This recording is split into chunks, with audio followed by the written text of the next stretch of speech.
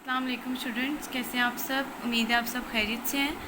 आज हम पढ़ेंगे biology chapter number 7 bio energetics है। हमारा जो 6 चैप्टर्स अल्हम्दुलिल्लाह हमारे कंप्लीट हो चुके हैं।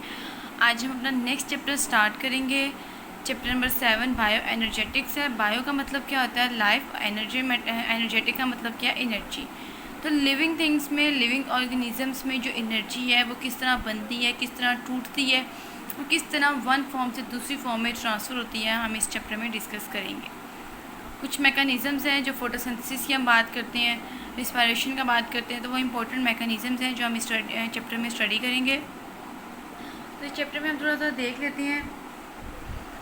हमने कहा है कि जो हमारे सेल्स होते हैं, ठीक है, सेल है हमारे पास। हम कहते हैं कि हमने सेल ड्रॉ की है। सेल के अंदर हमारे पास न्यूक्लियस होता है जो सारे सेल के ऑर्गेनेल्स के काम जो है वो परफॉर्म कर रहा होता है, ठीक है। उसके बाद हमने कहा कि जो सेल है वो एक ओपन सिस्टम के तौर पे काम करता है। इसके अंदर बहुत से न्यूट्रिएंट्स, बहुत से मॉलिक्यूल्स, मैक्रो मॉलिक्यूल्स जो है वो अंदर जाती हैं, ठीक है, और बहुत से तादाद से जो चीज़ें हैं वो उससे बाहर भी आती हैं। तो सेल जो है वो एक ओपन सिस्टम के तौर पे काम करता है। या आपके MCQs भी है कि सेल क्या है, ओपन सिस्टम के तौर पे काम करता है। बहुत सी मॉलिक्यूल्स इसके अंदर जाते हैं और बहुत से मॉलिक्यूल्स इसमें से बाहर भी आते हैं। सेल्स में हम कहते हैं कि हम लोग अपनी बॉडी में हम दो तरह की एनर्जीज को पढ़ते हैं, काइनेटिक एनर्जी को और पोटेंशियल एनर्जी को। काइनेटिक एनर्जी किसी भी काम करने की सलाहियत में जो एनर्जी होती है उसे हम कहते हैं काइनेटिक एनर्जी। किसी काम करने की सलाहियत को, ठीक है, हरकत की वजह से जो एनर्जी होती है उसे हम कहते हैं काइनेटिक एनर्जी, ठीक है। पोटेंशियल एनर्जी क्या करती है, पोटेंशियल एनर्जी को अपने अंदर स्टोर कर लेती है। ATP जो मॉलिक्यूल्स होते हैं, ATP एनर्जी के मॉलिक्यूल्स होते हैं, उसके अंदर एनर्जी स्टोर हुई होती है। हम फ़र्ज़ करते हैं हमारे पास ATP है, ये एनर्जी का एक मॉलिक्यूल होता है, इसे हम ATP कहते हैं, ठीक है। इस तरह एक मॉलिक्यूल होता है, इसके अंदर एनर्जी जो है वो स्टोर होती है। जब ये मॉलिक्यूल टूटता है, ठीक है, तो एनर्जी जो होती है वो बाहर सारी आ जाती है, ठीक है। तो काइनेटिक एनर्जी क्या है कि involve in doing work. And potential energy क्या करती है, store energy for future use. आगे जो एनर्जी यूज़ होनी है उसके लिए, जिससे हम कहते हैं कि कुछ मॉलिक्यूल से बनना है, तो बनने के लिए एनर्जी दरकार होती है, तो वो एनर्जी पहले से ही अपने अंदर स्टोर कर लेते हैं ताकि जब हमें आगे एनर्जी की ज़रूरत पड़े तो हमें मुश्किल ना हो, ठीक है। हम थोड़ा पढ़ लेते हैं यहाँ से।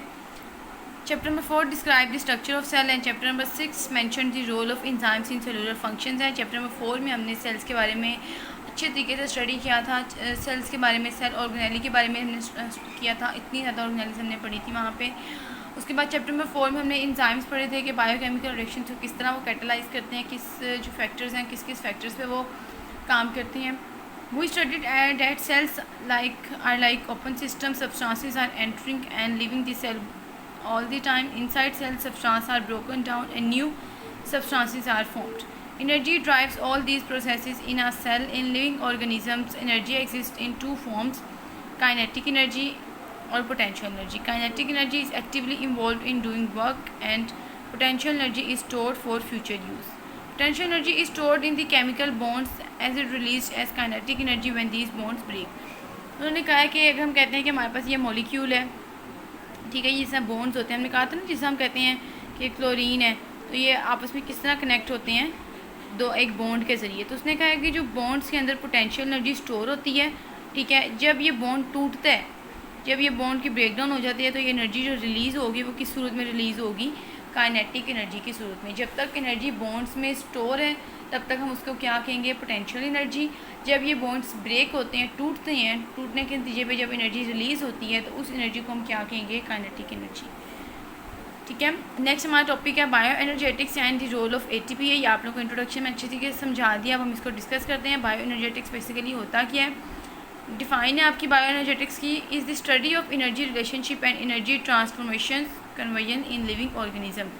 एनर्जी का रिलेशनशिप क्या है, मतलब कि किस तरह एनर्जी बढ़ती है, किस तरह कम होती है, और एक शक्ल से दूसरी शक्ल में एनर्जी किस तरह जाती है, क्या क्या प्रोसेस जो होते हैं वहाँ पे होते हैं।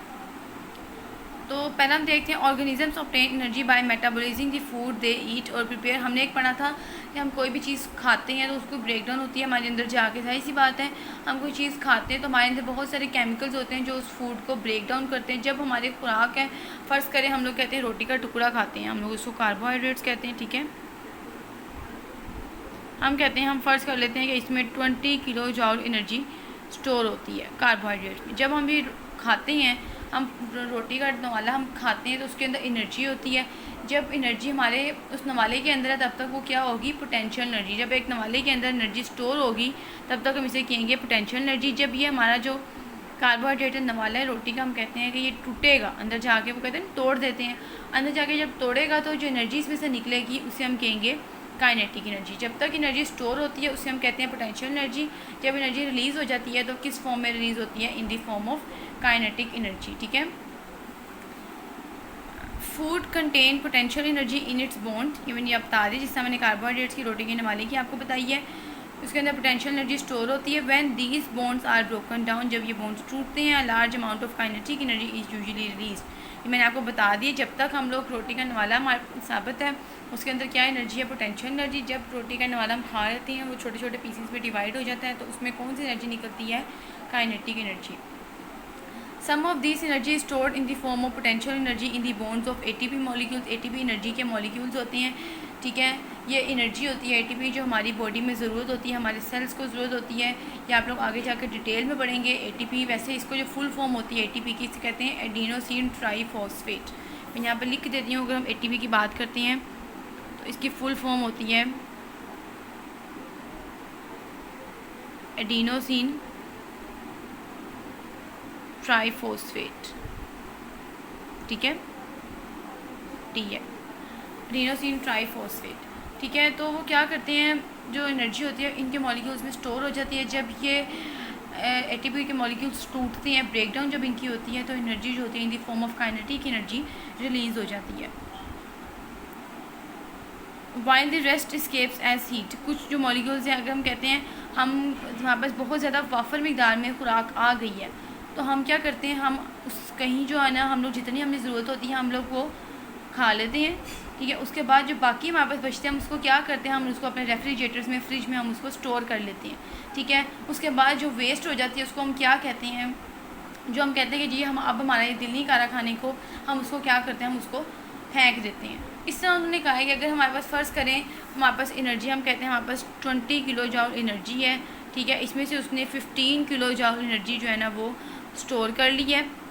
ठीक है, और हम कहते हैं 2 किलो जॉल एनर्जी उसने खा ली है। बाकी जो 3 किलो जॉल होगी वो एज अ हीट जो होगी वो इस्केप हो जाएगी बाहर, जिससे हमारी बॉडी जो होती है इंटरनल टेम्परेचर जो होता है वो ज़्यादा होता है, गर्म हो जाते हैं हम अंदर से। The potential energy stored in ATP is again transformed into kinetic energy to carry out life activities। वही बात आ गई है कि जब तक ATP के अंदर एनर्जी हमारी रहेगी उसके अंदर क्या होगा, पोटेंशियल एनर्जी। जब ये इसके मॉलिक्यूल्स की ब्रेक डाउन होगी तो एनर्जी किस सूरत में रिलीज़ होगी, काइनेटिक एनर्जी की सूरत में। ठीक है, तो यहाँ तक आप लोगों को समझ आ गया है। रिकॉर्डिंग देखें, plants and some micro organisms, इसकी हम बात करते हैं तो हमारे पास प्लांट्स की हम बात करते हैं तो हमारे पास क्या होता है, ऑटोट्रोफ्स। ऑटोट्रोफ्स की हम बात करते हैं तो ऑटोट्रोफ्स हमारे पास क्या होती हैं, प्लांट्स आ जाते हैं, कुछ माइक्रो ऑर्गेनिजम्स हम इसमें आ जाते हैं जो अपनी खुराक को खुद तैयार करते हैं from carbon dioxide and water in the presence of light by a process called photosynthesis. जो कार्बन डाइऑक्साइड से और पानी से सूरज की रोशनी में अपनी खुराक को खुद तैयार करते हैं उसे हम कहते हैं ऑटोट्रोफ्स कहते हैं, जिसमें हम प्लांट्स की बात करते हैं और सम माइक्रो ऑर्गेनिजम्स आ जाते हैं। उसके बाद हेटरोट्रोफ्स की बात करते हैं तो हेटरोट्रोफ्स में एनिमल्स आ जाते हैं, हम जिससे हम आ जाते हैं, हम हेटरोट्रोफ्स हैं, कुछ फंजाई आ जाते हैं, कुछ माइक्रो ऑर्गेनिजम्स आ जाते हैं जो अपनी खुराक के लिए दूसरों पे डिपेंड करते हैं। जिस तरह हम अपनी खुराक के लिए दूसरों पे डिपेंड करते हैं, हम अपनी खुराक जानवरों से हासिल करते हैं, हम अपनी खुराक पौधों से हासिल करते हैं, इसी तरह कुछ जानवर, कुछ हम, और इसके अलावा कुछ फंजाई, कुछ माइक्रो ऑर्गेनिजम्स क्या करते हैं, अपनी खुराक को दूसरे जानवरों से हासिल करते हैं, दूसरे पौधों से हासिल करते हैं। ठीक है, इन्हें हम क्या कहते हैं, हेटरोट्रोफ्स।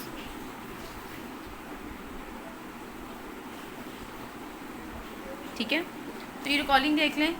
Plants and some micro organisms, photosynthetic bacteria and algae have prepared their own food from carbon dioxide and water in the presence of light by a process called photosynthesis, whereas animals, fungi and many microorganisms known photosynthetic bacteria and protozoans get the prepare food. वो अपनी खुराक जो होती है बनी बनाई हासिल करते हैं और खुराक पौधों से लेते हैं और जानवरों से हासिल करते हैं। तो यहाँ तक होप्स आप लोगों को समझ आ गया है। अच्छा, नेक्स्ट हमारे पास आ जाता है कि ऑक्सीडेशन रिडक्शन रिएक्शन। थोड़ा मैं इसको एक्सप्लेन कर दूँ, ऑक्सीडेशन रिएक्शन क्या होते हैं। Various life processes in organisms involve constant flow of energy. हमारी बॉडी में हमने बताया था कि हमारी बॉडी में एनर्जी जो है वो हासिल होती है, खारिज होती है, एक शक्ल से दूसरी शक्ल में तब्दील हो जाती है। This energy flow comprises the acquisition, acquisition कहते हैं, एक्विजिशन हम लोग उसको कहते हैं हसूल को, ट्रांसफॉर्मेशन है, and use of energy for various life processes like growth, movement और रिप्रोडक्शन। हमें अपनी ग्रोथ के लिए, हमें अपनी मूवमेंट के लिए, हमें अपनी रिप्रोडक्शन के लिए, जितनी भी डेली लाइफ एक्टिविटीज़ हैं, हमारी लाइफ टाइम एक्टिविटीज़ हैं, तमाम चीज़ों के लिए हमें किसकी रिक्वायरमेंट होती है? एनर्जी की। एनर्जी के बगैर हम लोग कोई काम भी नहीं कर सकते। तो हमारी बॉडी में दो तरह के रिएक्शंस होते हैं, ऑक्सीडेशन रिएक्शंस और रिडक्शन। ठीक है, इसको थोड़ा मैं आपको बता दूं, इसका सिंपल है, ये आप लोग केमिस्ट्री में भी स्टडी करेंगे। ऑक्सीडेशन रिएक्शन क्या होते हैं? जिसमें एडिशन ऑफ ऑक्सीजन, जिसमें ऑक्सीजन जो होती है प्रेजेंट होती है, ऑक्सीजन ऐड होती है, और addition of oxygen is called oxidation. Reduction की हम बात करते हैं तो removal of oxygen is called reduction. तो दो तरह के प्रोसेस हैं हमारे पास, ऑक्सीडेशन और रिडक्शन। ऑक्सीडेशन में क्या होती है? एडिशन ऑफ ऑक्सीजन, और रिडक्शन में क्या होती है? Removal of oxygen. ठीक है, ऑक्सीडेशन और रिडक्शन को, दोनों टर्म को हम लोग जब मिलाकर पढ़ते हैं तो हम इसको कहते हैं रिडॉक्स रिएक्शन। ठीक है, ऑक्सीडेशन की हम बात करते हैं, रिडक्शन की बात करते हैं। ऑक्सीडेशन में हम क्या पढ़ते हैं? Addition of oxygen. रिडक्शन में हम क्या पढ़ते हैं? Removal of oxygen. तो ये आपने सिर्फ ये वाला पॉइंट अभी पढ़े। ठीक है, उसके बाद हम लोग बात करते हैं सेकंड पॉइंट की हम बात करते हैं। तो ऑक्सीडेशन में क्या होता है? ऑक्सीजन की एडिशन होती है।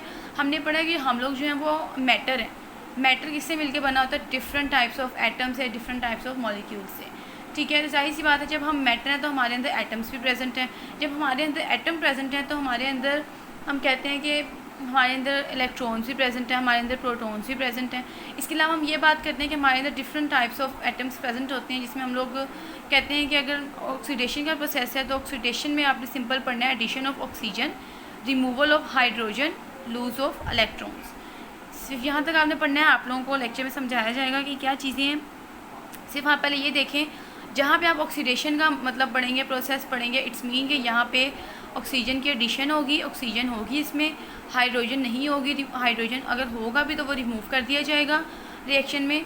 Removal of hydrogen, lose of electron, के इसमें इलेक्ट्रॉन्स जो हैं वो लूज़ कर दिए जाएंगे। रिडक्शन की बात करते हैं तो इसमें removal of oxygen, addition of hydrogen और गेन ऑफ इलेक्ट्रॉन। इसमें रिमूवल ऑफ हाइड्रोजन थी, इसमें addition of hydrogen. Loss of electron, gain of electron, addition of oxygen, removal of oxygen. ठीक है, ये इसके ऑपोजिट है। तो फोटोसिंथेसिस का जो प्रोसेस है उन्होंने बताया वो रिडॉक्स रिएक्शन की एग्जांपल है। ये किस तरह रिडॉक्स रिएक्शन की एग्जांपल है ये हमने नेक्स्ट टॉपिक में हम स्टडी करेंगे। पर हर इतना आप लोगों ने लिखना है कि अगर रिडॉक्स रिएक्शन की कोई एग्जांपल आती है तो आपने लिखना है फोटोसिंथेसिस का प्रोसेस है जो रिडॉक्स रिएक्शन में करता है, काम करता है। ठीक है, for all life process oxidation, reduction, reaction, redox reaction are the direct source of energy. Redox reaction involves exchange of electrons between atoms. The loss of electrons is called oxidation. ठीक है, ऑक्सीडेशन में क्या थी? Lose of electrons. While the gain of electrons is called reduction. ये gain of electrons थी, तो gain of electrons को हम क्या कहते हैं? रिडक्शन कहते हैं। लूज ऑफ इलेक्ट्रॉन्स को हम क्या कहते हैं? ऑक्सीडेशन कहते हैं। उसने कहा कि जो हमारी बॉडी में रिडॉक्स रिएक्शंस होते हैं उससे हम एनर्जी हमें मिलती भी है, हम एनर्जी उसमें यूटिलाइज़ भी करते हैं। तो हमारी एनर्जी जो है इसमें ट्रांसफॉर्मेशन होती है एनर्जी की, तो किसके थ्रू होती है? रिडॉक्स रिएक्शन के थ्रू, जिसमें ऑक्सीडेशन और रिडक्शन के दोनों मेथड इन्वॉल्व होते हैं। उन्होंने बताया वह सिंपल के लूज ऑफ इलेक्ट्रॉन हम ऑक्सीडेशन को कहते हैं और गेन ऑफ इलेक्ट्रॉन्स हम किसको कहते हैं? रिडक्शन को। ठीक है, यहाँ तक आप लोगों को समझ आ गया। फिर भी अगर आपको कोई पॉइंट्स नहीं क्लियर होगा तो मुझे लाजमी बताइएगा। Electrons can be an energy source है, it depend upon their location and arrangement in atoms है। फॉर एग्जांपल, हाँ जी, उसने कहा है कि जब इलेक्ट्रॉन्स ऑक्सीजन के साथ बॉन्डिंग करते हैं, जब ऑक्सीजन के साथ वो बॉन्ड बना लेते हैं, उसका जो बॉन्ड होता है वो स्टेबल हो जाता है। ये चीज़ आपने याद रखनी है कि जब इलेक्ट्रॉन्स ऑक्सीजन के साथ बॉन्ड बना लेती हैं तो उनका जो बॉन्ड होगा वो स्ट्रॉन्ग होगा, वो स्टेबल हो जाएगा। ठीक है, उसमें से कोई भी एनर्जी ना तो लगेगी ना तो वो एनर्जी रिलीज़ करेगा। जाहिर सी बात है, मैंने आपको जिस तरह हमें नोबल गैसेस का पढ़ा था कि नोबल गैसेस का ऑक्टेट कंप्लीट होता है, जिसकी वजह से वो किसी के साथ भी रिएक्ट नहीं करते। ठीक है, उनको किसी भी चीज़ की ज़रूरत नहीं होती, इवन कि किसी भी दूसरे एलिमेंट की ज़रूरत नहीं होती। इसी तरह उन्होंने कहा है कि जब इलेक्ट्रॉन्स ऑक्सीजन के साथ बॉन्ड बना लेती हैं, मजबूत अपना बॉन्ड बना लेती हैं, तो वो स्टेबल हो जाते हैं, उनको किसी भी चीज़ की ज़रूरत नहीं पड़ती, ना तो एनर्जी उसमें से निकलती है ना तो एनर्जी उसमें से अंदर यूटिलाइज़ होती है। उन्होंने कहा है कि जो इलेक्ट्रॉन ऑक्सीजन के साथ बॉन्ड बनाते हैं वो बॉन्ड होते हैं तो वो स्टेबल हैं, लेकिन not good source of energy. हम उनसे एनर्जी हासिल नहीं कर सकते।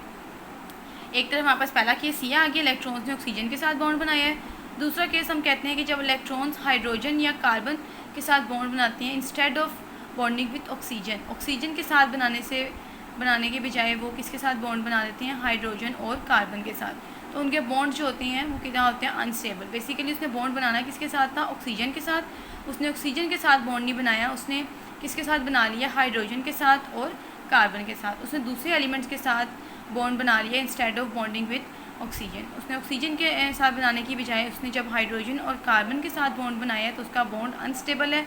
उसको स्टेबल करने के लिए क्या चाहिए कि वो वापस जो है वो ऑक्सीजन के साथ बॉन्ड बनाएगा तो ही वो स्टेबल होगा।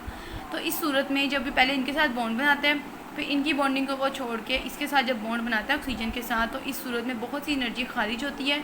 इस वजह से हम कहते हैं कि जब इलेक्ट्रॉन्स ऑक्सीजन की बजाय हाइड्रोजन और कार्बन के साथ बॉन्ड बनाते हैं तो वो अनस्टेबल होते हैं तो इसमें से एनर्जी जो है वो निकलती है, जिसे हम कहते हैं गुड सोर्स ऑफ एनर्जी। ठीक है, इस सूरत में क्या थी, नॉट गुड सोर्स था क्योंकि ये स्टेबल थे, ये अनस्टेबल है। अनस्टेबल क्यों, ये मैंने आपको बता दिया है। और इसके बाद ये क्या है, गुड सोर्स ऑफ एनर्जी। ठीक है, तो ये हमारा यहाँ तक टॉपिक था, आपने इसको यहाँ तक याद करना है एटलीस्ट। ठीक है, कोई भी अगर आपको इसमें पॉइंट मुश्किल लगेगा तो आपने घबराना नहीं है, आपने पूछना है। इंशाल्लाह आपके कॉन्सेप्ट क्लियर कर दिए जाएंगे। अपना और अपनी फैमिली का ख्याल रखिएगा। अल्लाह हाफ़िज़।